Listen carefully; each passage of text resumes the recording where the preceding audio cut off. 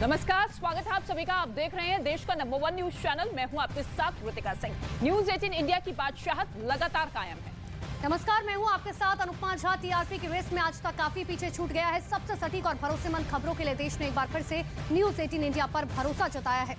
News 18 India देश का number 1 channel बना हुआ है। हम पर भरोसा जताने के लिए आप सभी का बहुत बहुत धन्यवाद।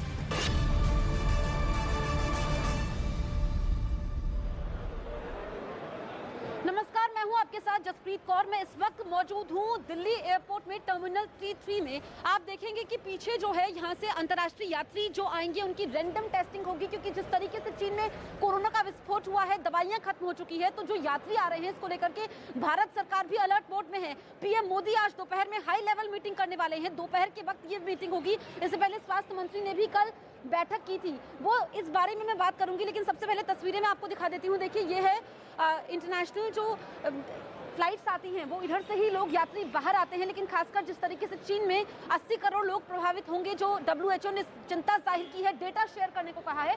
अगर आप लोगों के चेहरे पर देखेंगे मास्क नहीं है। ऐसे में सरकार भी कह रही है लोगों से कि मास्क कभी हटा ही नहीं था, एहतियातन आप मास्क लगाइए। लेकिन यहाँ पर अभी सैंपलिंग होगी, उसके बाद टेस्टिंग होगी और जितने भी पॉजिटिव केसेस आए हैं उसकी जीनोम सीक्वेंसिंग के लिए कहा गया है। जो दरअसल ये नया वेरिएंट है BF.7, ये इसके लिए जिम्मेदार है। इस पर हम चर्चा करेंगे। लेकिन बड़ी खबर मैं आपको बता दूं, पीएम मोदी दोपहर में हाई लेवल मीटिंग करने वाले हैं। जो इस वक्त देश में स्थिति है, जो दुनिया के कई देश कोरोना की चपेट में है, इसको लेकर के ये बैठक करने वाले हैं। और ये बैठक काफी ज्यादा अहम हो जाती है, क्योंकि पीएम मोदी इस बैठक के जरिए आगे क्या क्या कदम उठाए जाने हैं।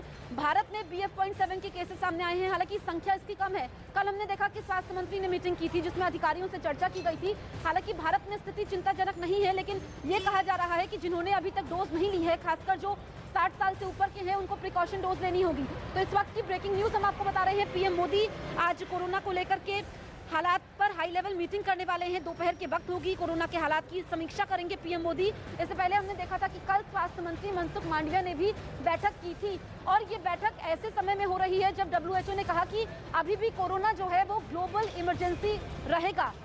और इस बीच मैं आपको बताऊं कि ये स्थिति लगातार बनी हुई है।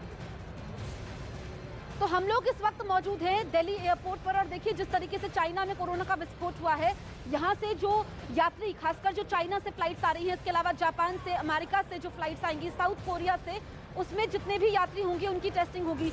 चीन में हालात इस वक्त ये हो चुके हैं कि वहाँ पर दवाइयाँ खत्म हो चुकी है, डॉक्टर्स नहीं है, लंबी लंबी लाइनें लगी हुई हैं। जो वहाँ से तस्वीरें सामने आ रही है वो पूरी दुनिया को डरा रही है और पूरी दुनिया के लिए खतरे की घंटी भी है, क्योंकि चीन में जो इस वक्त हो रहा है, जितनी तेजी से ये वेरिएंट है BF.7, जो ओमिक्रॉन का सब वेरिएंट है, वो बहुत तेजी से फैल रहा है। ऐसे में एक ये सब वेरिएंट 18 लोगों को संक्रमित कर सकता है। ऐसे में चीन में हाहाकार मचा हुआ है। एक रिपोर्ट के जरिए हम समझते हैं।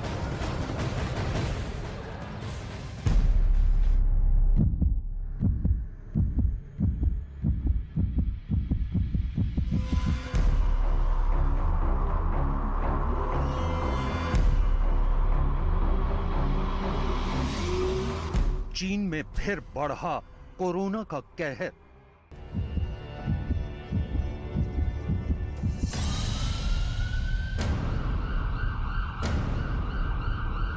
कोविड-19 ने मचाई चीन में अफरा तफरी। चीन में वायरस की मार, कोरोना ने मचाया कोहराम।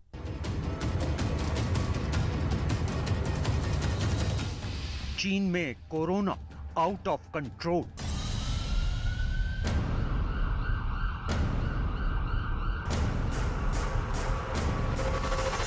रूस और यूक्रेन के बीच 10 महीने से जारी जंग की वजह से दुनिया पहले से ही परेशान है और अब चीन में कोविड-19 के लगातार बढ़ते मामलों ने उसकी परेशानियों में और भी इजाफा कर दिया है।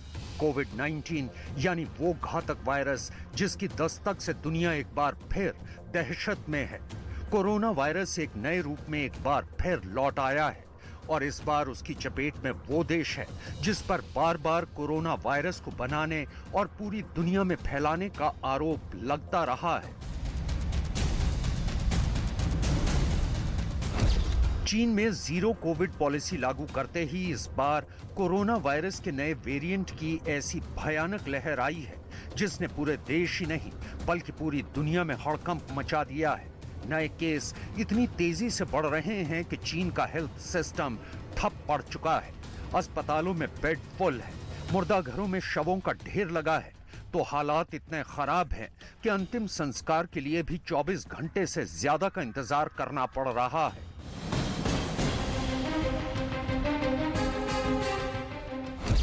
इस बार चीन में मचे कोविड-19 के कोहराम की वजह इस वायरस के नए वेरिएंट BF.7 को जिम्मेदार माना जा रहा है।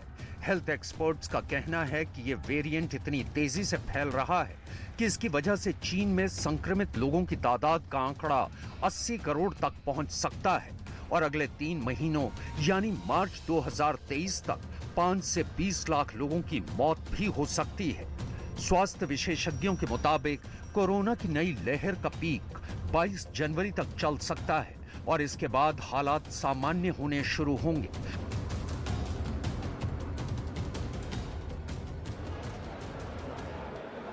कोरोना को लेकर के राज्य सरकारें भी अलर्ट पर हैं। आपको बता दें कि कर्नाटक सरकार ने बेंगलुरु एयरपोर्ट पर आने वाले विदेश से यात्रियों की स्क्रीनिंग करने का फैसला किया है और अब से थोड़ी देर बाद यूपी के मुख्यमंत्री योगी आदित्यनाथ भी मीटिंग करने वाले हैं। इसके अलावा दिल्ली के मुख्यमंत्री भी आज बैठक करने वाले हैं। महाराष्ट्र की बात करें तो एकनाथ शिंदे भी आज बैठक करने वाले हैं। तो यानी कि तमाम राज्य सरकारें अलर्ट मोड पर है और स्थिति भारत में खराब नहीं है, ये हम बार बार कह रहे हैं, लेकिन एहतियाती कदम उठाती हुई यहाँ पर सरकारें नजर आ रही हैं। तमाम राज्यों के मुख्यमंत्री बैठक करने वाले हैं। कल हमने देखा था कि स्वास्थ्य मंत्री मनसुख मांडविया ने ये समीक्षा बैठक की थी। आज पीएम मोदी भी बैठक करने वाले हैं। तो भारत में स्थिति क्या है, भारत में स्थिति ना बिगड़े, इसको लेकर के ये बैठक होने वाली है। मेरे सहयोगी मानव भी मेरे साथ लाइव मौजूद हैं, सीधे उनके पास चलते हैं। मानव, क्योंकि जो भारत में ये सब वेरिएंट है BF.7 जो चीन में तबाही मचा रहा है, इसके मामले सामने आए हैं, लेकिन आज जो मीटिंग होने वाली है, तमाम सरकारें, राज्य सरकारें मीटिंग करने वाली है, इसको लेकर के और क्या जानकारी है?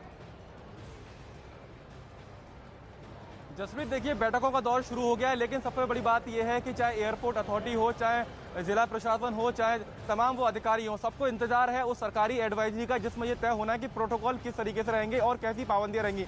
अगर दिल्ली एयरपोर्ट की बात करूं तो अभी होता यह था कि जब विदेश से भारत पहुंचते हैं तो भारत पहुंचने के जब आप फ्लाइट पकड़ते हैं तो आपको एयर सुविधा पोर्टल पर अपनी जानकारी देनी होती है कि आप कहां से कहां ट्रैवल कर रहे हैं। तो बीच में भारत सरकार की तरफ से एयर सुविधा पोर्टल बंद कर दिए गए थे और अभी जो मैंने जानकारी जुटाई है एयरपोर्ट अथॉरिटी से, तो अभी भी एयर सुविधा पोर्टल को फिर से शुरू नहीं किया है। ये चिंताजनक खबर है, क्योंकि अगर एयर सुविधा पोर्टल शुरू नहीं होगा तो जो यात्री चाहे बीजिंग से, क्योंकि सीधी कनेक्टिंग फ्लाइट दिल्ली के लिए नहीं है, तो सिंगापुर होते हुए, जापान होते हुए भारत आते हैं, ऐसे में और चिंताजनक हो जाता है क्योंकि आप दूसरे देशों में होकर भी ट्रैवल कर रहे हैं। तो अभी एयर सुविधा पोर्टल दोबारा से शुरू नहीं हुआ है और एयरपोर्ट अथॉरिटी का ये कहना है कि हम एडवाइजरी का इंतजार कर रहे हैं और उसी के बाद यहाँ पर जैसा कि जानकारी मिल रही थी कि दिल्ली साउथ वेस्ट डीएम की तरफ से यहाँ पर रैंडम टेस्टिंग शुरू की जाएगी। अभी सूत्रों के हवाले से जानकारी आई है, लेकिन तमाम जो जिम्मेदार लोग हैं उनको एडवाइजरी का इंतजार है और जैसे ही एडवाइजरी आएगी तो यहाँ पर एक बार देखने को मिलेगा कि फिर से वो टेस्टिंग की जाएगी, रैंडम सैंपलिंग की जाएगी और उसको जीनोम सीक्वेंसिंग के लिए भेजा जाएगा। जसप्रीत, 7 दुनिया को डरा रहा है, लेकिन चीन में कोरोना के बढ़ते मामलों ने हाहाकार मचा दिया है। चीन के अलावा कई ऐसे शहर हैं जहां पर लगातार केसेस बढ़ रहे हैं। तो चीन के अलावा जापान, दक्षिण कोरिया, ब्राजील और अमेरिका में भी कोरोना के मामलों में अचानक से तेजी आई है। नए वायरस को लेकर भारत सरकार अलर्ट हो चुकी है।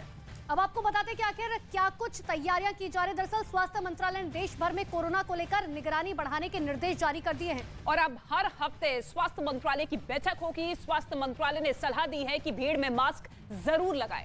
इतना ही नहीं, एयरपोर्ट पर यात्रियों की रैंडम टेस्टिंग भी शुरू कर दी गई है।